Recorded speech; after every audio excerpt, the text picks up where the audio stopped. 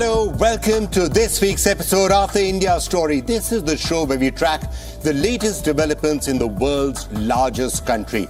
You'll notice I've stopped calling it the largest democracy. Now, India can be called the largest country in the world because that's probably true from a population point of view already. All of this, of course, is for a global audience. This week on the show, our cover story is the SCO, the Shanghai Cooperation Organization. Defense ministers are meeting right now in India. The Chinese defense minister here present at the meeting for the first time since Indian and Chinese troops clashed at Galwan. The Russian defense minister also attending the meeting, perhaps first time since the Russia-Ukraine war. And we're going to be discussing the full implications of all of this with Kanwal Sibal, former Foreign Secretary, and Indrani Bagchi, foreign policy commentator, CEO of the Ananta Aspen Center. Also on the show, we're going to be taking a look at the arrest of fugitive Khalistani radical leader Amritpal Singh and the really interesting story of the dog that didn't bark. If you know what Sherlock Holmes is, you'll understand the reference. What has been the protest? How much agitation has there been after he was arrested? In Punjab, nothing. Not a squeak from anybody. And that's perhaps an indication of the fact that maybe he wasn't as popular as he was being made out to be by sections of the diaspora. We're going to be discussing that story and analyzing it in some detail. Also on the show, it's exactly 50 years since a landmark Kesavananda verdict. What exactly was this verdict all about? It set into place the basic structure of the Constitution. Many people believe that it's the guardian angel of Indian democracy, the shield that has prevented Indian democracy from deteriorating into the autocracy that we have seen in many other parts of the world. We're going to be finding out all about that verdict with constitutional expert Arvind Datar. Plus, of course, our regular feature, the India Buzz, a unique look at India through the lens of what the global media is actually saying. But before we go to any of this, a quick look at the top headlines from India that you should be tracking. India has safely evacuated thousands of Indians from Sudan since April the 24th as part of Operation Kaveri. This mission was launched to rescue more than 4,000 stranded Indians in the violence-hit African nation.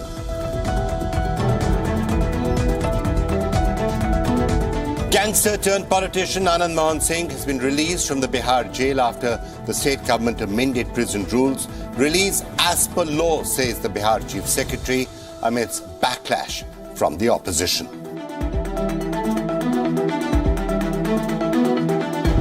Ten policemen and a civilian driver were killed in a deadly Naxalite attack in Chhattisgarh's Dantewada on April the 26th. Naxals blew up a vehicle carrying security personnel by detonating a powerful IED device.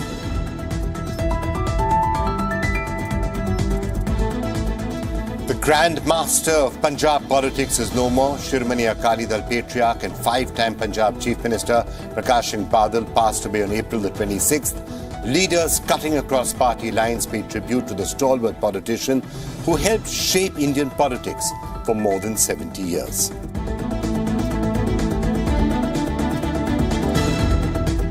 And it was a big night at the Filmfare Awards for ace director Sanjay Leela Bhansali.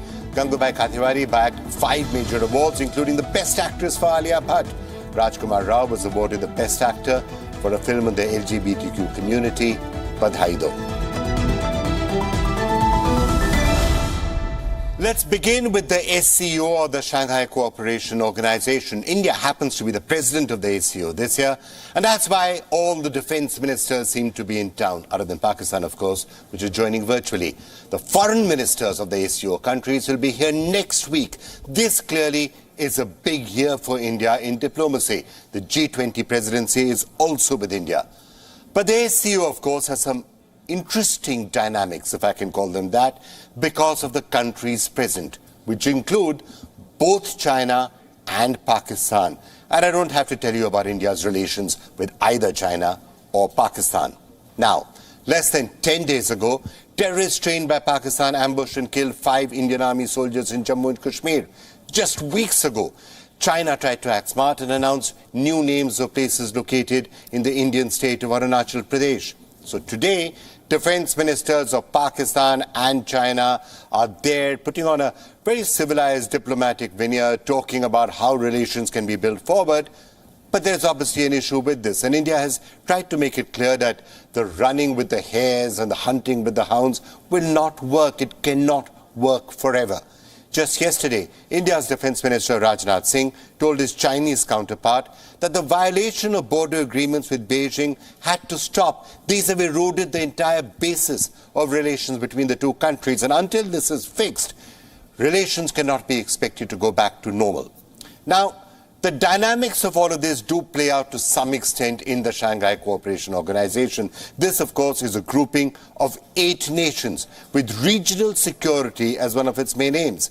However, India cannot expect that the duplicitous behavior of China or Pakistan is going to be called out at SCO platforms. Before I tell you why, let's take a brief look at the history of the SCO. This was an initiative led by China with Russia's support.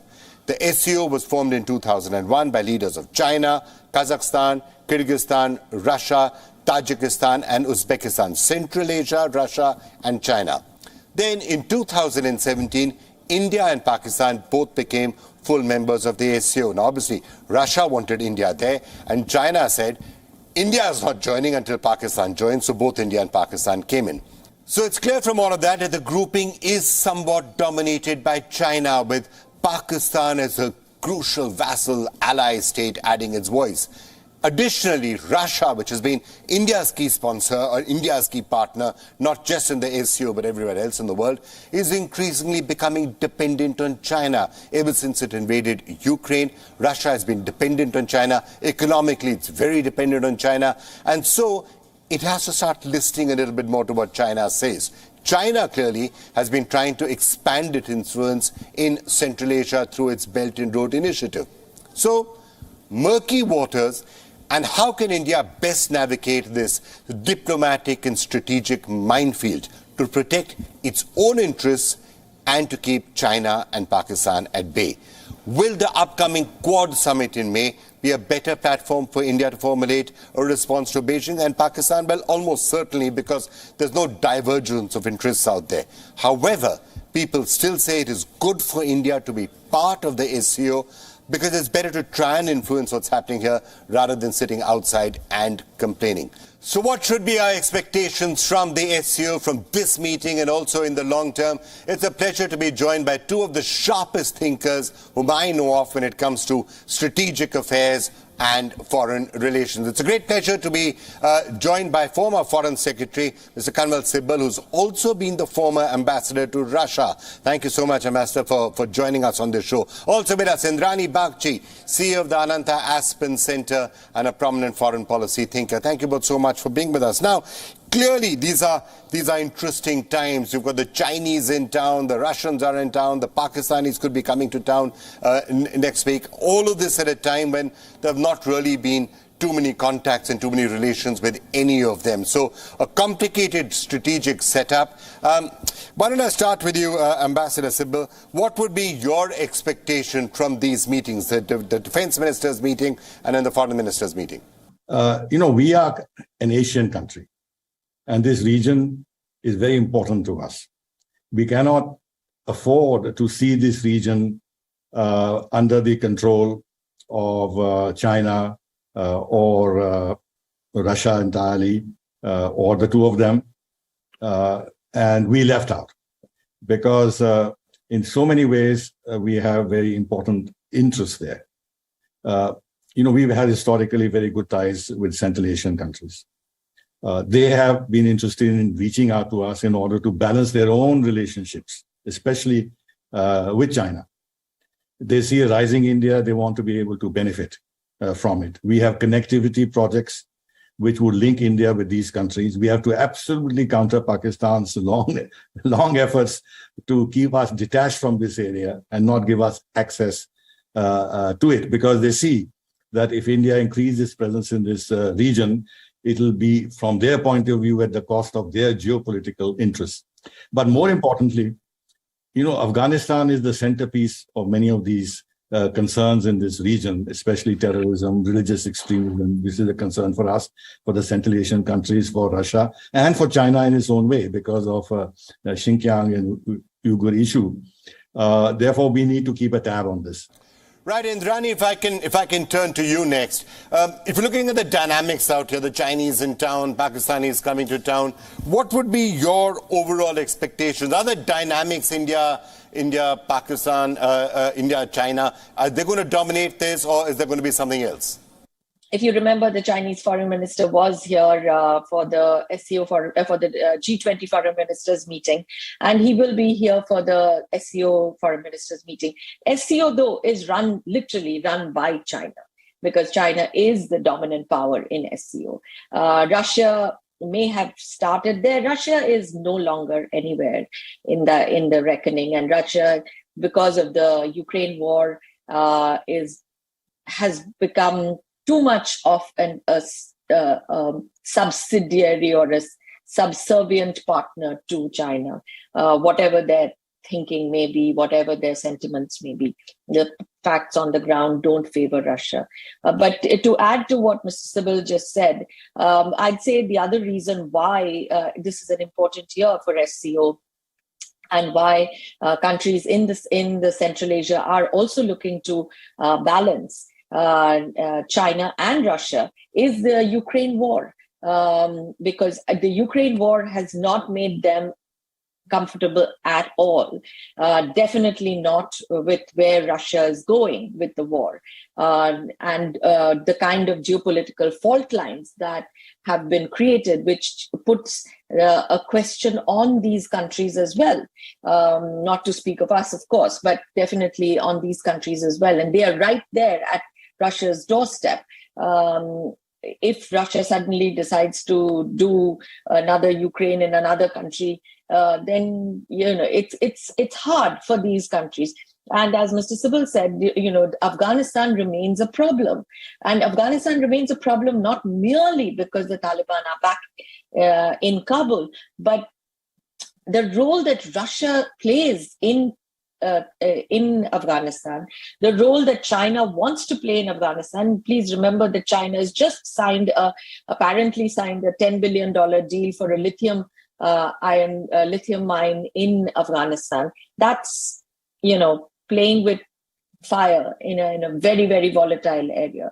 Right. The Taliban are back. The ISK is back. It's a region in deep flux.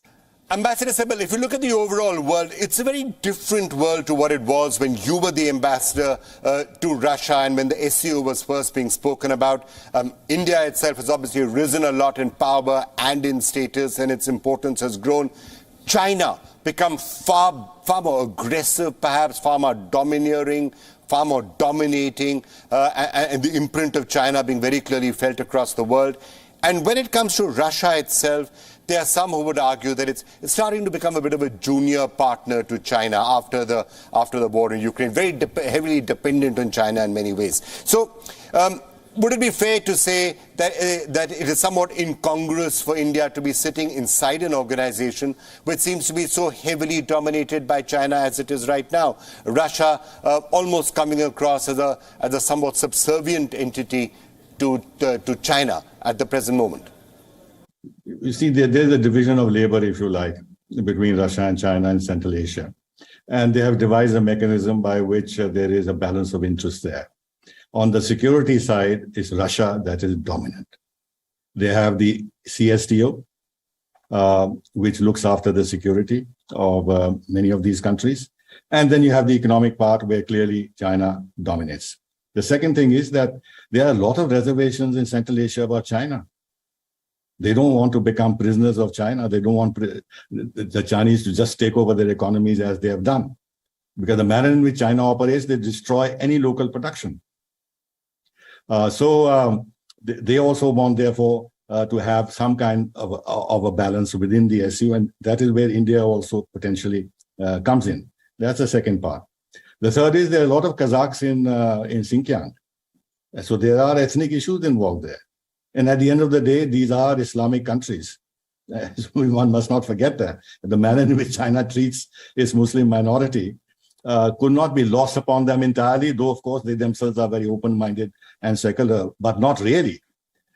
The other thing is that there are a lot of immigrants or immigrants or whatever you like from Central Asia into Russia. And they, in fact, are dominating some sectors of the economy, as I have seen myself, especially fresh fruits, vegetables, and stuff like that. They send a lot of remittances home. This is not the case with China. And therefore, there is a huge economic linkage between these countries. Now, it is true that after Ukraine and the fact that Russia is trying to protect the Russian-speaking minorities, there's a bit of an issue in Kazakhstan. But also don't remember when there was an uprising against the president. Who came in to restore the president is the Russians. Right. So there are all these, see, in all these countries and in all these situations, there are nuances and everything else, but you have to look at the total picture and not simplify it to say that, Russia has become a junior partner or subsidiary or lost all power. It's not true. It's not true. But one part, of course, is true that China economically has become very dominant, no doubt. All right, looking at some of the other factors that could start to play out in the SCO, I know, Indrani, that there were a lot of companies in Europe who were somewhat startled by a statement made by a Chinese diplomat, which obviously the Chinese have been trying to walk back a little bit, but a statement essentially saying that the borders of the USSR should be remembered and the sovereignty of some of the countries that were once in the USSR are in some way not defined. Now, the Baltic states and others have been more than a little bit concerned about that. I'm sure that statement will be causing a certain amount of ripples in the SCO. Tajikistan, Uzbekistan, Kazakhstan, they were all also former USSR republics. So somewhat in the same position. Are they scratching their heads and saying, where is all of this going? Chinese diplomats are not known to be speaking off the cuff, if you know what I mean. Sort of personal statements are really not their forte. So yes, and the question then arises, is China doing this as a unilateral gesture, or are they doing it as with a silent prod from Moscow? We don't know. But the fact remains that it is a matter of concern. Ambassador Sibal, one last word from you then. If I understood you correctly, you seem to be saying, look, there are lots of dynamics and lots of things that are going to be playing out, especially with Pakistan and China.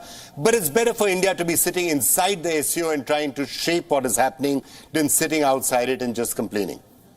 China is sitting on our borders, 50,000 troops, 60,000 troops, God knows, 100,000 troops, some say, all across the border. We are talking to them. We've had 18 rounds of discussions bilaterally. So what's the difficulty in being in a multilateral organization along with China? Our defense minister has met the Chinese defense minister in the past. Our foreign minister has met the Chinese foreign minister several times.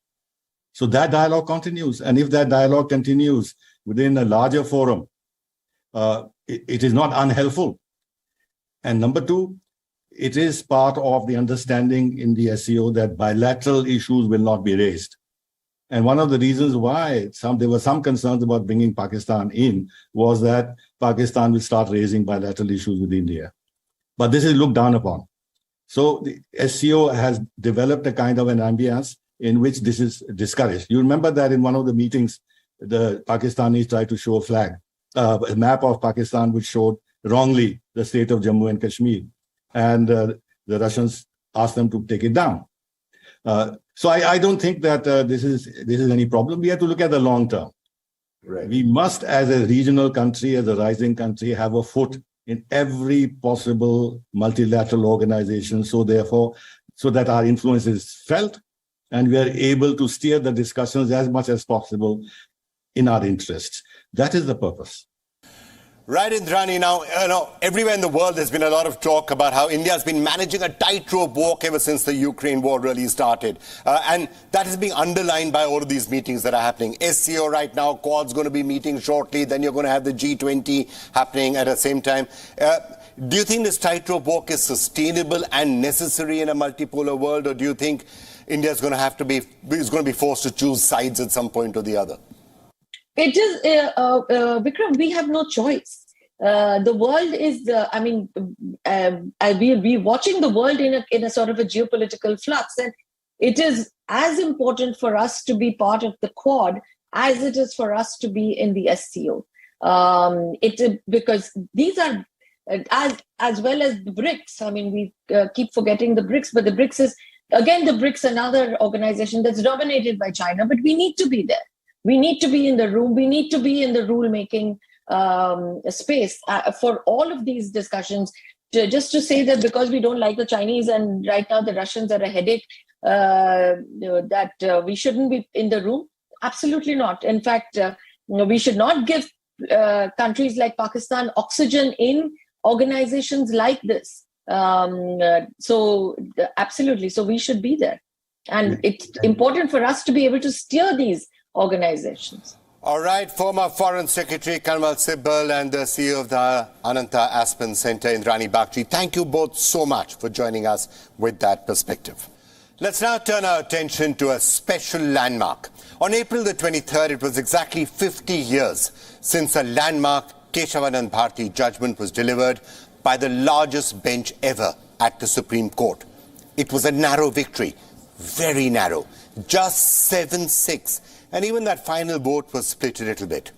In a nutshell, Kesavananda Bharati was the head of a math in Kerala. In 1970, he got involved in a tussle with the state government over the acquisition of his math's land. Subsequently, Parliament put the Kerala land law beyond judicial review. It said the courts cannot review this particular matter. Bharati challenged the constitutional changes by Parliament in the Supreme Court, and he argued that his fundamental rights were being violated. The largest bench in the Supreme Court's history then heard the case for more than 5 months. And 50 years ago, on the 24th of April 1973, the Supreme Court delivered its judgment, saying that the Constitution's basic structure cannot be amended. In essence, this verdict said that features like democracy, secularism, the rule of law, fundamental rights cannot be changed by a parliament. Parliament, no matter what the majority in parliament is, Parliament cannot come up and say, we are amending this, we are doing away with all of this. The court also said that the power of judicial review is also part of the basic structure. Now, the outcome of that verdict 50 years ago has been massive. Many believe that this judgment has been the shield of Indian democracy ever since, the shield that seems to guarantee that Indians will live and will continue to live in a country where their rights, their freedoms, the basic structure of their democracy cannot be taken away by anybody. Let's be clear. Democracy matters to Indians. Indians are more happy with democracy than people in many so-called developed countries. Just take a look at this study by Pew Research Center. Out of 34 countries, India ranked second when it came to satisfaction with democracy. 70% of the respondents said they were content with democracy. India was far ahead of the United Kingdom, where the satisfaction rate was only 31%, or the USA, where it was 39%. France and Japan didn't fare much better, with only 40% being satisfied with democracy there. India even left behind countries like Australia or Germany or Canada. But, and I want to underline this, democracy is not simply the right to vote, the election of a state government or a central government. Hey, remember, even Hitler was actually voted to power. So being voted to power is not all that being democratic actually means. What's important for democracy is a system where the rights of the individuals are protected. The state, any state, often has a tendency to be despotic. But for real democracy and freedom to prevail, institutional safeguards are important. The right to liberty, the right to free speech, the right to equality, the right to approach the judiciary. This is the hallmark. This is the basic structure of democracy. And this has been guaranteed for Indians by that Kesavananda Bharati judgment 50 years ago this week. So it's an important milestone. It is a milestone that we should be celebrating. Without this judgment, it's possible that the emergency could have taken a different path in 1975 to 77. Without this judgment, it is possible that a government in the future could be emboldened to just do away with fundamental rights. So this particular judgment is the guardian angel, the shield of Indian democracy. And by the way, before we analyze this any further, if you think that, well, what's all of this talk about democracy? Does it really matter? I can tell you it's one of the most important aspects of the India story. And if you don't believe me, just listen to what some of the global leaders have been saying in the recent past. India and the United States, the largest democracies in the world. You have returned as leader of the world's biggest democracy. A large democracy like India. A large democracy like India thinks it's important that there's a rules-based order in the world. Rules-based order. India and Canada are united not only by their common ambition to create more opportunities for people to get ahead, but by a shared set of values. Values like respect for the democratic tradition. All right, so 50 years of that really important landmark judgment, and to understand its implications even further and why this is considered the shield or the guardian angel of Indian democracy, who better to talk to than one of the country's top constitutional experts who's also been writing about this extensively in the papers, Arvind Datar. Arvind sir, thank you so much for joining us. Great as always speaking to you. So I'm calling Kesavananda Bharati perhaps one of the most important developments in and actually the history of independent India and the guardian of Indian democracy. Would you like to elaborate on that? Why is it so important? You see, it is extremely significant because just as you take away oxygen, there's no human being left. You take away basic structures, there's nothing really left. Because then there is no limit to the amending power. We'll have to go to the scenario before 73, before the judgment came. And the law was that Parliament could amend any part of the Constitution. I mean, Parliament could take away the right to equality, could take away the right to free speech, your channel would not be here, can take away right to life, and there'll be no remedy. And that's what the Supreme Court said, that Parliament's power to amend the Constitution is untrammeled. They can amend any part of the Constitution. And it was actually in 1965, what happened was that by 1950 to 1965, the Constitution was amended 17 times. And I know this closely because I wrote Courtroom Genius with Soli Sorabji. And I had the privilege of interviewing almost most of the people who did the Kesavananda Bharati case in 2000. Because I met late Justice Y.V. Chandrachud, I met lawyers who briefed Palkhiwala, and so on.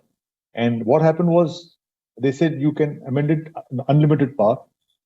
Within 15 years, it amended the Constitution 17 times. So then they asked a question that to what extent can Parliament go? Is there some place beyond which Parliament can't travel? And Justice Mudholkar in 1965, he asked the interesting question. And it's a very important question. He said that if you take away the right to life, right to liberty, right to equality, then are you amending the Constitution or writing a new Constitution? What is the use of a constitution without these rights? It's not a constitution at all for a republic democracy. And ironically, he used these basic features and he said, where are these basic features? And he said, look at our preamble. We give the people of India liberty, equality, fraternity, social justice. These are the basic features. That's what Mudholkar said. And then it was subsequently amplified in the Kesavananda Bharati case. And why Kesavananda Bharati came was, Golaknath went to an extreme. They said Parliament can't amend at all. So between one saying that Parliament can amend anything, one end of the spectrum saying Parliament cannot amend, you have to find a via media. So let's just understand that more. Because of Kesavananda Bharati, it essentially means that Parliament, for example, cannot just say, oh, we're going to do away with elections. Parliament cannot say we're going to do away with the right to life. It can't just say we're going to arrest you and throw you into prison forever without any due process. Any government, no matter how big a majority it has, even if tomorrow a government comes with a 500-seat majority, they can't do these things. They can't say we're doing away with elections, and all of that because of this one judgment that was passed 50 years ago. They can't. And they can't, for example, take away right to life and liberty. They can't say right to equality. They can't say India will not be federalist in nature. They can't say India will not be secular. So over the years, basic structure has been taken up, and they can't take away right to judicial review. Like in the anti-defection case, the Kyoto Holon, they said that the decision of the speaker could decide and no court could have judicial review. So judicial review is essential. They can't take away Article 226. The writ petition cannot be taken away. Mr. Datar, this is such an obvious thing that you have to wonder why 50 years ago it was as divided 7-6. Some of these things should have been fairly obvious. Why did 6 of the judges feel at that time it's okay for Parliament to have the right to override everything? Actually, if you read the minority judgment, sometimes you feel a sense of amazement and wonderment. They really felt, and they wrote down that saying that they said that, you can't have a doomsday scenario. We can't think of Parliament which will take away people's right. We can't think that Parliament will act against the people. So they really thought that there'll be a benign Parliament and always Parliament which will do good to people. And therefore, there's no need for basic structure. And they also went by what's called a literalist interpretation. They said Article 360 says Parliament can amend the Constitution. No fetters are placed on that. So who is the judiciary to put some conditions on that? You see? And actually, I've been speaking at some seminars. I say it's not 7:6, it's 6.6 to 6.4. Because Justice Khanna argued with the minority all the way except on basic structure. So only in that one carve-out, I think it's para 1426 of the judgment, where he says, no, you can't, beyond a point, you can't do it. Because then once you take away the essential features, then the whole structure of the Constitution is altered. That he says you can't. Look, it's not still exactly codified. It is, for example, I've heard some people saying it's not crystal clear what, for example, could come under basic structure. Even in the Constitution, it's not crystal clear. Freedom of speech, it does have some caveats. So, for example, when it says subject to friendly relations with foreign countries, what does that mean? Should you not say something critical of China? So, without the basic structure being formally codified in some way, is it still up for debate? What is basic structure and what is not? Not really. You see, some of the great principles of constitutional law are not defined. What do you mean by due process of law? The entire American Constitution has got the due process. Due process is not defined. You take basic structure. And according to me, if a basic structure was rigidly defined, it would be weakened. Because the very fact that it is flexible, it is malleable, it is meant for generations to come. So what is basic tomorrow may not be basic today, you see. Or what is basic today may not be basic tomorrow. So it allows a flexibility, a malleability to basic structure. The core is the same. But now, for example, whether it's 2023 or 2050, nobody can say that Mr. X can't practice, or all people have only one religion. Nobody can practice religion, or there'll be no free and fair elections. So these are all eternal principles. And it's not correct. This is a wrong criticism to say that basic structure is not now by means of judgments, you can say 8 or 10 items are part of basic structure. So this, like you said, like you mentioned, secularism, federalism, free and fair elections, right to equality, right to life, these are all going to be eternal values. But Mr. Datar, with all of these safeguards in place, there still seems to be a sense that over the years and the decades, whether it is the central government, whether it is the state governments, whether it is district magistrates, there's still a feeling that the rights of individuals, fundamental rights, basic freedoms can and often are trampled upon. We've heard of people being in jail for years altogether without getting a trial. Look at the number of under trials who are there. The entire question of bail. Some people are given bail, some people are not. They're denied bail and they're kept in prison forever. So, despite whatever may have been said on the basic structure in Kesavananda Bharati, it does appear that governments often still can find a way to trample on individual rights, basic structure or no basic structure. How can that be dealt with? No, you see, now the point is the basic structure is part of the Constitution, what Parliament can do. Basic structure basically says it's a restriction or let's say it's a dike, right? It's a barrier on what Parliament can do. Now, suppose, for example, a person doesn't get bail. Now, that is the fault of the Indian Penal Code, the CRPC and so on, that the person, now why are there, out of 6 lakh people, some 80% are under trials. Why should a person be under trial? Because he can't furnish a bail bond. Then you'll have to have a condition where Supreme Court can say the offense is petty, then there's no need for a bail bond. So that can be done by the judiciary. Now, the fact that people are in jail or freedoms are trampled upon may be something which the judiciary has to address and the legislature has to address. Why do you have white powers of arrest? Why do you have a UAPA law which says that I can't get bail until I can show that I've got a very good chance of success? Now, this law would have been struck down. Unfortunately, Supreme Court upheld it in some laws. So that I think we can use basic structure to strike down these laws also. In my opinion, the judiciary can go a few steps further and say, no, this can't be done. It's a shock that, as you rightly put it, there are 5 lakh under trials languishing for no reason, and most of them are very poor and marginalized people. That's the sad state of affairs. There's nobody to give a bail bond, nobody to stand surety. So at the end of the day, you still believe that 50 years later, that judgment that was passed in 1973 with that wafer-thin margin is today the biggest and the greatest shield that Indian democracy potentially has to protect itself from something that could turn us into an autocracy at some stage. Yes, and it is a shield, it's a bulwark, it's a complete protection that tomorrow, even if a government has 90% majority in parliament, they still cannot take away our basic rights. Even if they've got 99% majority, they can't still take it away. And of course, if that verdict had gone the other way, what do you feel? Would we have still been a democracy today in the full sense of the word, or somewhere along the way, could some of our freedoms have been eroded?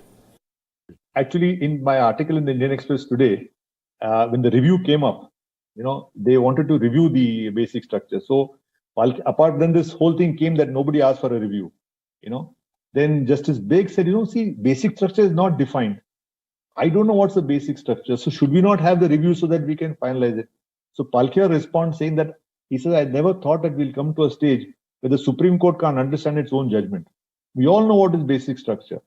And then, in the final, Murtaza Fazal Ali, in the review says, why are you opposing the review? Suppose you had lost Kesavananda Bharati. And if you had asked for a review, will the union be justified in opposing it? Suppose you had lost Kesavananda Bharati, would you not ask for a review? Today, government has lost, they're asking for a review, so what's wrong? And Palkhiwala's reply is extremely important. He says, and I'll quote his exact words, he says, without a trace of flippancy, my lord, if we had lost Kesavananda Bharati, there would be no Supreme Court before which I could argue. Arvind Datar, thank you so much for joining us on why that was such an important judgment 50 years ago. Thank you so much for being with us.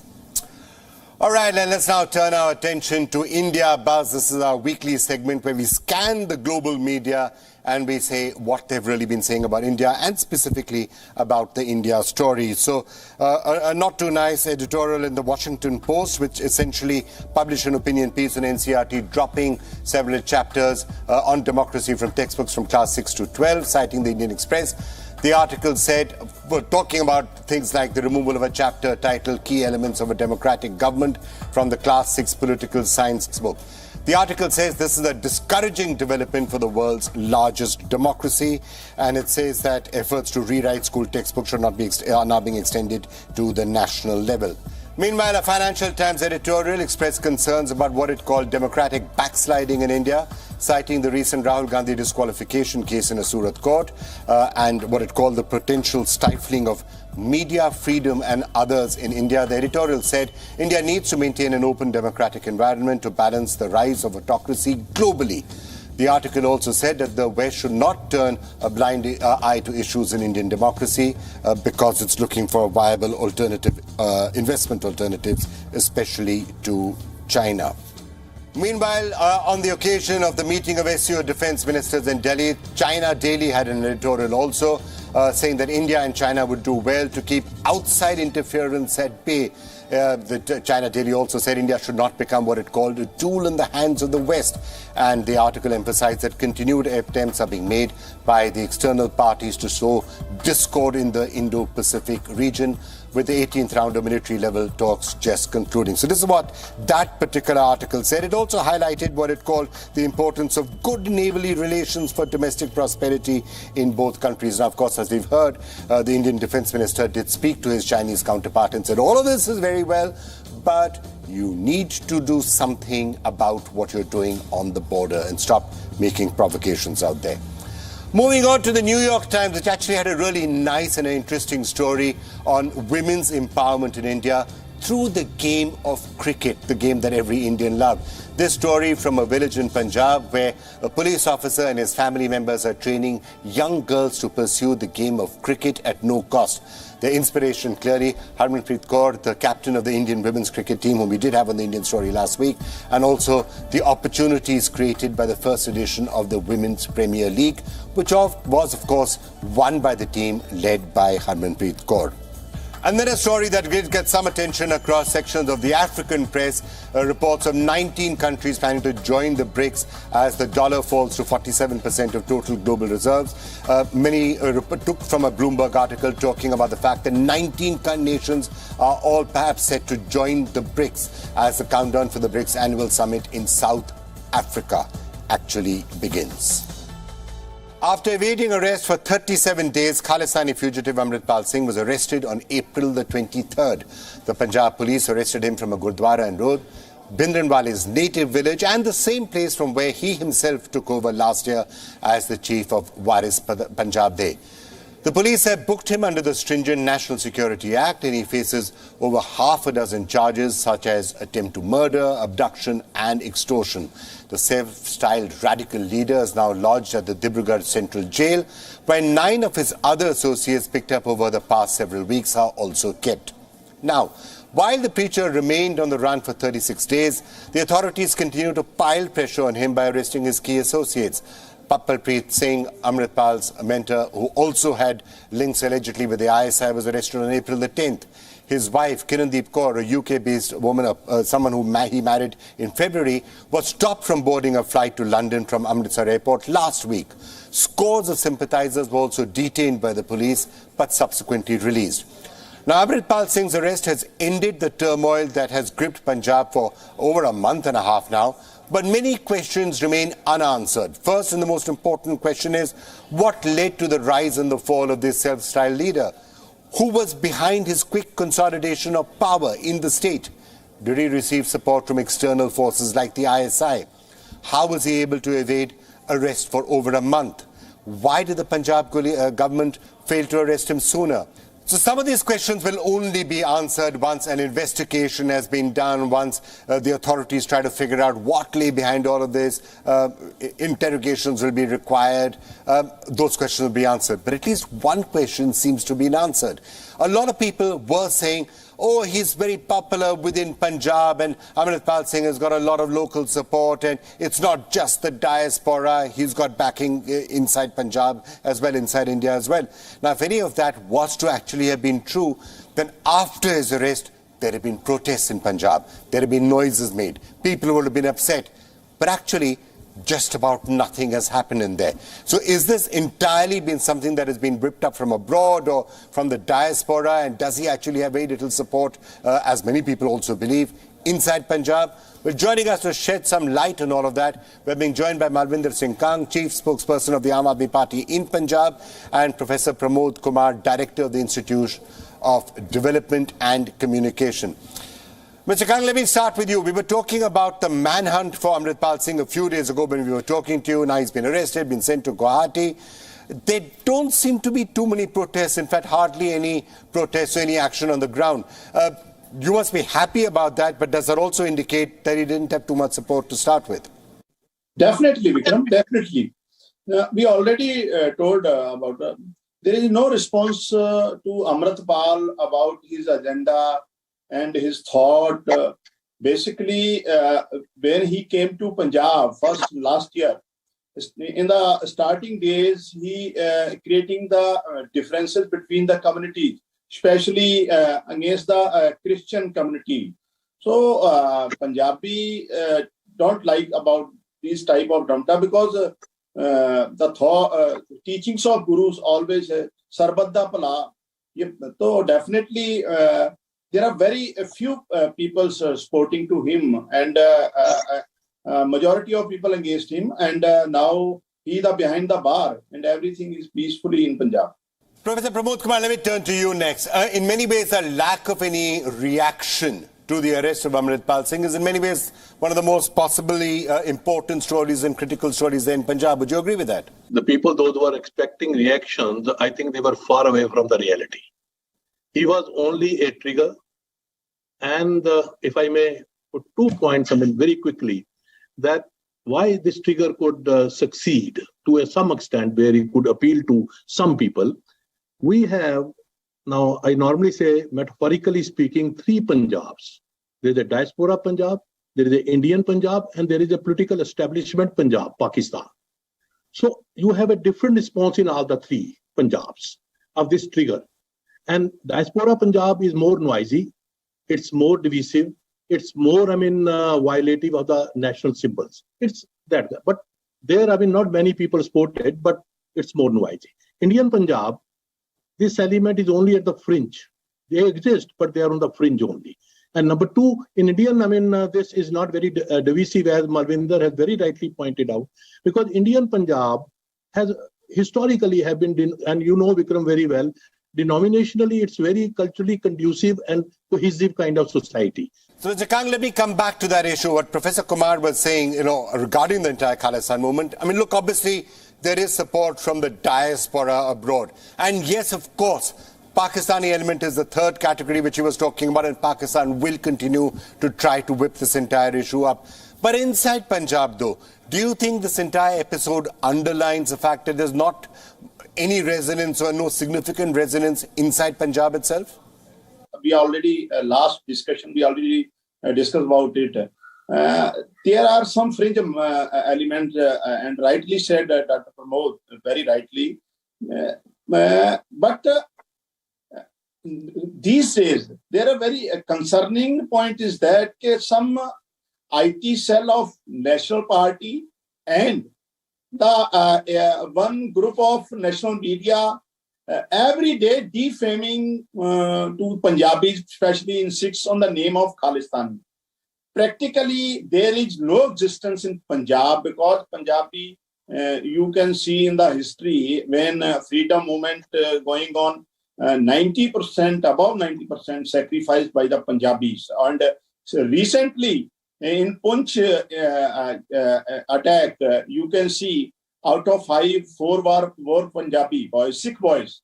And I think it's a conspiracy against the Sikhs, particularly Punjabis, by, I don't think it's an investigation matter who is behind this, but I will suggest you, Vikram, Mr. KBS Sidhu book, Khalistan Conspiracy, definitely will explain about Khalistan Conspiracy. All right, Mr. Kang, last word from you. What are you thinking of doing now inside Punjab to make sure that none of those radical tendencies come up and that Punjab stays on the path of peace and prosperity? If whatever happens with this episode, which seems to be over.